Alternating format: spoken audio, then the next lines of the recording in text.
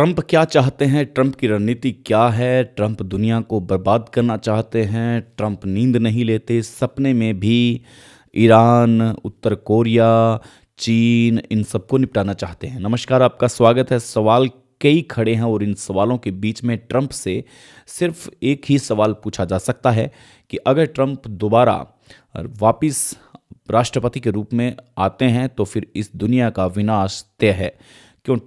क्योंकि ट्रंप जिस प्रकार से जिद्दी रवैया लेकर के इस दुनिया को ट्रीट कर रहे हैं, वेनेजुएला के राष्ट्रपति को उठाना, ठीक है कि उन्होंने ये भी कहा कि वेनेजुएला के राष्ट्रपति पे काफ़ी गंभीर आरोप लगाए। हम इस आरोपों का खंडन नहीं करते, लेकिन जिस प्रकार से ईरान जैसे देश से, ईरान जैसे मुल्क से अगर दुश्मनी ले रहे हैं तो ये दुश्मनी काफ़ी घातक हो सकती है पूरे विश्व के लिए।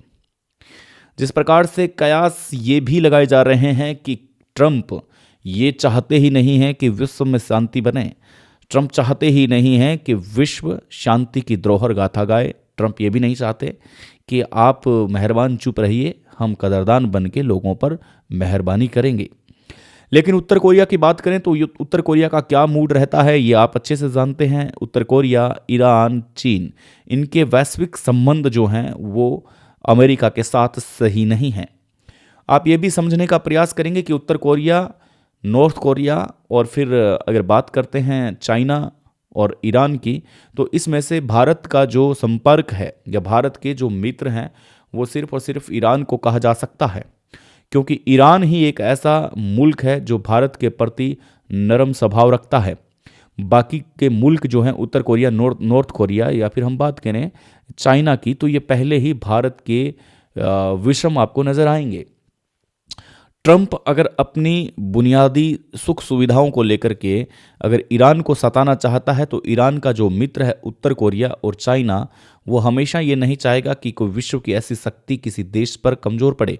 समझने का प्रयास करेंगे हम कि वेनेजुएला पर जिस प्रकार से अमेरिका ने ये हमला किया है तो चाइना को बहुत बड़ा सबक मिला है, क्योंकि चाइना भी अपने क्षेत्र में अपने आसपास वाले देशों के साथ ऐसा कर सकता है।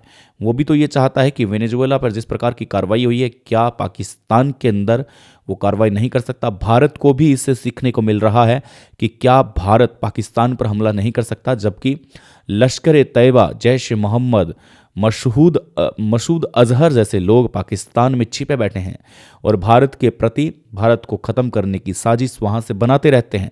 आए दिन आपने देखा होगा कि किस प्रकार से वो हमला करते हैं और लगातार भारतीय बेकसूर नागरिक मारे जाते हैं उसके अंदर।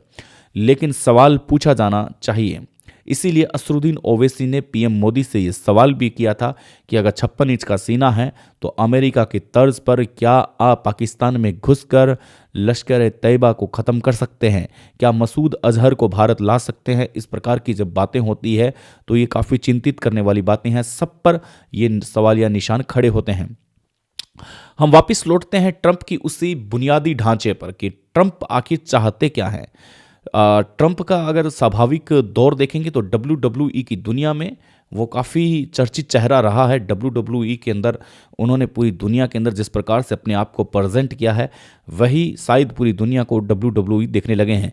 अगर WWE वर्सेस दुनिया का अगर ये एपिसोड देखना हो तो आपको आज का सुबह का जो हमारा वीडियो है वो आपको जरूर देखना चाहिए। उसके अंदर हमने पूरा विश्लेषण करके बताया है कि किस प्रकार से ट्रंप का स्वभाव WWE से होकर के पूरी दुनिया पर गुजरना चाहता है। अब हम बात करना चाहते हैं कि विदेशी रणनीतियां भारत की रणनीतियों को किस प्रकार से खोखला कर रही है, ये समझने का प्रयास करेंगे। भारत की अर्थव्यवस्था किस प्रकार से प्रभावित हो रही है। अमेरिका हर देश को टैरिफ का एक बहाना देता है। अभी आपने ट्रंप का वो भाषण सुना होगा, वो बाइट सुनी होगी जो न्यूज़ एंकर को देते हुए उन्होंने कहा कि भारत के प्रधानमंत्री ने मुझे कॉल किया कि मैं आपसे मिलना चाहता हूँ।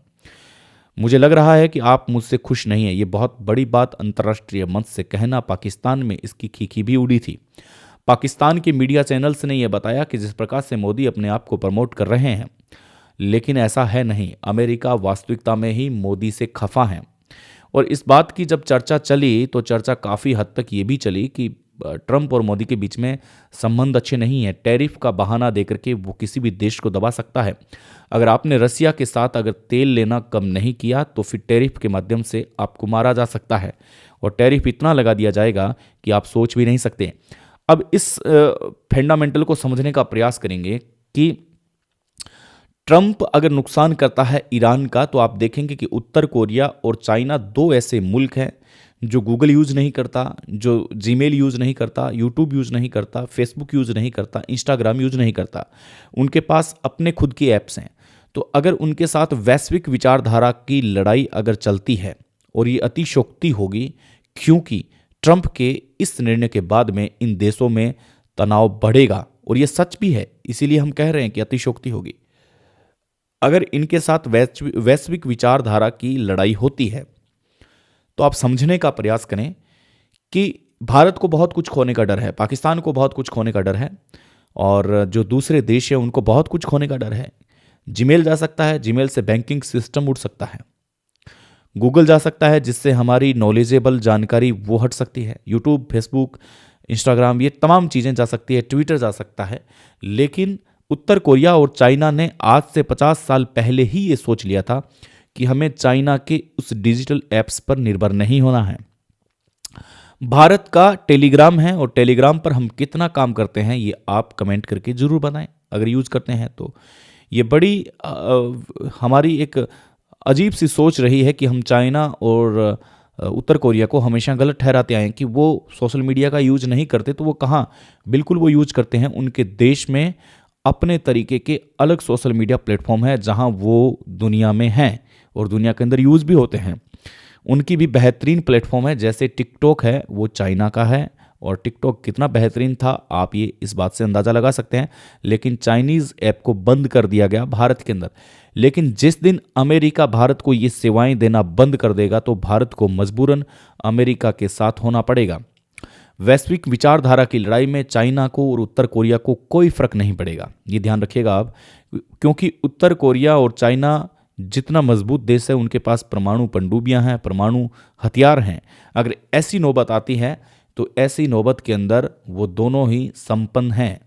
लेकिन भारत को कई बार सोचना पड़ता है। ऐसे में भारत के पास के जो देश हैं, चाहे आप छोटे देश की बात करते हैं, बांग्लादेश, श्रीलंका है, ये जो देश हैं, पाकिस्तान, अफगानिस्तान, ये जो देश हैं, ये भारत से प्रभावित होंगे। भारत चाहेगा कि इनको सेटलमेंट किया जाए, लेकिन भारत के ऊपर भी तो कोई है। आप ये समझिएगा कि भारत को इधर से खतरा नहीं, भारत को चाइना से भी तो खतरा है, क्योंकि भारत के ऊपरी हिस्से में चाइना विराजमान है। अब आप ये समझने का प्रयास करें कि अगर ट्रंप की एक नीति ने अगर कुछ उथल पुथल कर दिया, तो फिर पूरे देश प्रभावित होंगे। पूरी दुनिया का मानचित्र बदल सकता है। पूरी दुनिया का मानचित्र इस बात से प्रभावित होगा कि ट्रंप के एक निर्णय के बाद में किस प्रकार से हवाई हमले होंगे, किस प्रकार से पानी में हमले होंगे, किस प्रकार से ज़मीन पर हमले होंगे। ये देखने वाली बात है।